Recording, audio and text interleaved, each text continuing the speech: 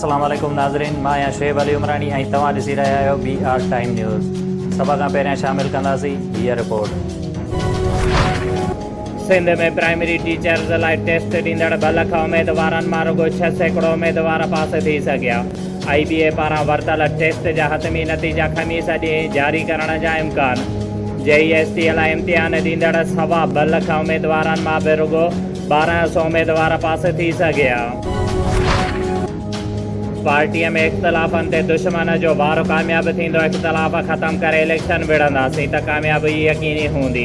नून league जी नायब सदर मरियम नवाज़ चयो आहे त हिकु भेरो ॿीहर नवाज़ शरीफ़ ऐं शहबाज शरीफ़ सरखरू थिया आहिनि। बरतानवी अदालत मां आयल फ़ैसिले बैदि किराए जे तर्जुमाननि जो ज़बानूं बंदि थी वियूं आहिनि। जेकॾहिं असां ख़िलाफ़ कूड़ा केस न ठहनि हा त अवाम खे सच ऐं कूड़ जी ख़बर न पए हा। चंड ॾिसणी कमेटीअ खां सवाइ चंड जो ऐलान कंदड़ शख़्स खे सज़ा मिलंदी। वफ़ाक़ी काबीना चंड ॾिसण बाबति नए कानून जी मंज़ूरी ॾेई छॾी। वज़ीर आज़म इमरान ख़ान जी सदारत हेठि थियल वफ़ाक़ी काबीना जे इजलास में अफ़गानिस्तान जी सूरत हाल, महांगाई ऐं ॿियनि मामलनि ते ग़ौर कयो वियो।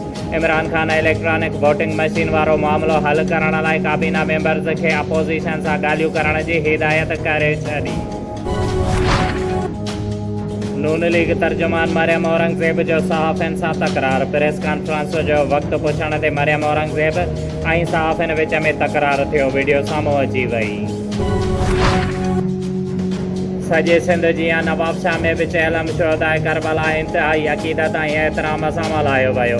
उन सिलसिले में चहलम वारो मरकज़ी मातमी जुलूस पुलिस ऐं रेंजर्स जे सख़्त सिक्योरिटी हेठि मरकज़ी मुर्तज़ा इमाम बारगाह मोहिणी बाज़ार मां बरामद थियो, जंहिंमें आलम पाक, ज़ुलजना, ताज़िया, झूला ऐं ॿियूं ज़ियारतूं शामिल हुयूं ऐं डाटसन, मज़दा ऐं ॿियनि गाॾियुनि मां आज़ादारनि खे न्याज़ लंगर खारायो वियो।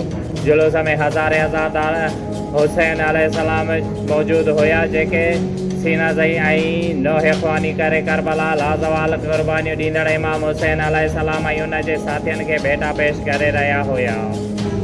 शुएब अली उमरानी खे ॾींदा इजाज़त। वधीक ख़बरुनि ऐं अपडेट्स लाइ ॾिसंदा रहो BR टाइम न्यूज़।